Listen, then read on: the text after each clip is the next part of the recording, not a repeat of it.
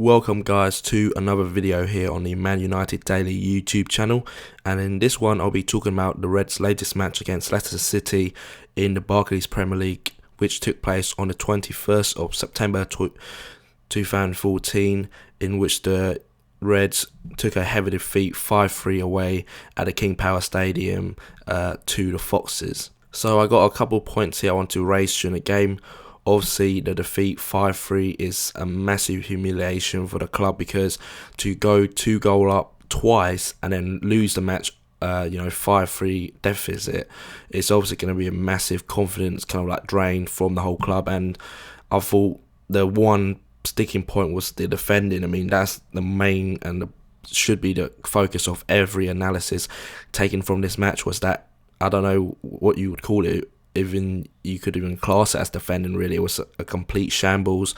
I mean, after going up 3-1, you would have thought, and usually we do, close the game down, remain and assert our dominance with the, any sort of club where we retain the ball pretty well, killing off the game while maintaining a kind of like attacking threat as well. So that was the most disappointing thing yesterday, I guess, that we were in a winning position, looked really comfortable, and then obviously the refereeing decision didn't help with that first penalty. It was an absolutely disgraced decision from Mark Clattenburg. I mean, Raphael, got pushed off the ball by Vardy, who, to be fair, had a good game. He wasn't even looking at the ball, shoved Raphael over. Raphael in turn had to chase back into the penalty box. Raphael didn't even touch him. Vardy sent himself sprawling. I mean, obviously, if you were supporting Leicester, then you're going to say, oh, he earned that. But again, from every single point of view, like other from Leicester City's, you can see it's just a complete and blatant dive. And, it's just obviously double standards, because how is that is a penalty decision, while seconds earlier, Clattenburg didn't judge the Raphael's to be a foul. So it's definitely completely double standards. So that's human error, I guess, and we have to move on from that. But 3-3 would have been, it's obviously a disadvantage to the overall match, but we could have got another goal and kicked on from that point. But after that, it was a complete capitulation, really, because after that, the momentum swung to Leicester, and we just couldn't cope physically. And yeah, the defending was really bad. Johnny Evans left in the first half with another injury, so we're down to the bare bones again in defence, and Smalling rushed back. And I think overall, it's just his rustiness and also the kind of like naivety of some of the defending, amounted to this heavy loss, really.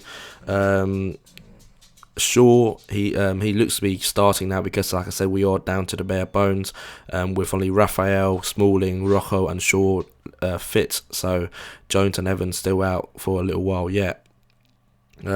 One point I do have to raise before we go on to the other talking points is that some of you guys on Twitter has been, criticising De Gea, calling him to be dropped, and I don't really agree with that, because I'm not sure what he could have done with any of the goals. I mean, sometimes keepers do produce magic, but when you're one-on-one and two penalties, I don't think, and the odds are way against the keeper in that respect. So I don't think De Gea did a lot wrong yesterday, to be fair.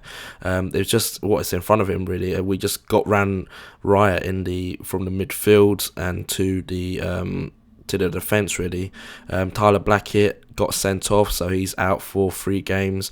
Like I said, we're down to the bare bones again. Louis van Gaal perhaps could have killed it off, perhaps introduced Darren Fletcher. Holding alongside Daley Blind could have done a better job there, in my opinion. That's what you get a lot with the other managers in the league, like Jose Mourinho, and especially during this time, Roberto Mancini always introduced a holding midfield player when you're up to hold out. And I thought physically we didn't batter them enough and compete enough. Wasn't competitive in that department, really, because if you look and you watch the Chelsea and Man City game, in which Gary Neville raised the question that physically both the clubs, both the centre halves dominated the other strikers. Cahill and Terry, and Mangala and company did the same to Diego Costa. So that's what we lacked yesterday, and obviously it's going to be a massive job, and we renew that that Louis van Gaal has to do in order to rebuild his team again.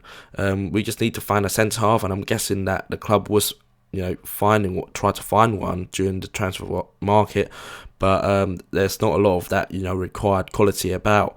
Obviously Mangala played for City and he played pretty well yesterday. Could be a big miss, but 32 million, I'm guessing a lot of clubs didn't fancy that punt.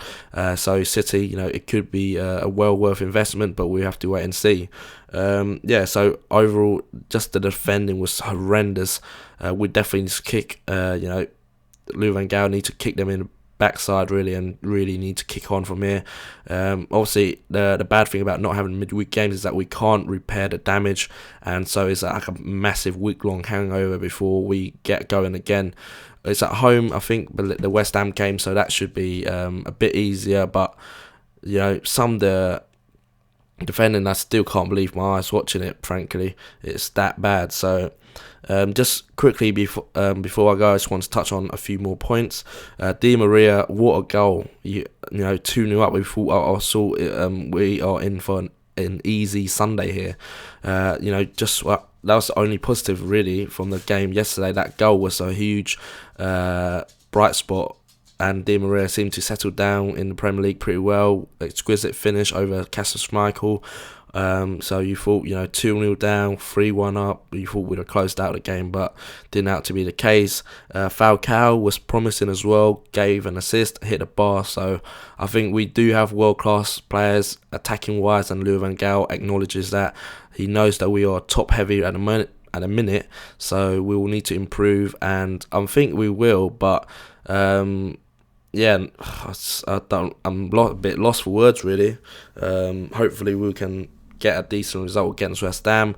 The only good thing I guess from the other results on the weekend was that the other top four rivals haven't kicked away. Everton lost, Liverpool lost, Arsenal won, but they only I think 4 points ahead of us, so that could be easily retrievable. So that is Spurs loss as well, so I think that's the only bright spot for the weekend, that we are still for a shout within a top four class of place rather. And then if we go on a run, you don't know where that's going to take you, but it's going to be very difficult if we keep stuttering like this and just perform and have defending as abject and as rubbish as yesterday really. That wraps up another video here on the Man United Daily YouTube channel. If you like this video, please give me a thumbs up, comment below on any of the stories mentioned, and I'll get back to you as soon as possible. And also, if you want to keep to be updated with the latest videos, please subscribe to the channel for more content. You can check me out as well on Twitter at Man United Daily, or visit the website at manuniteddaily.com. Thanks for watching, and I'll see you in the next one. Cheers.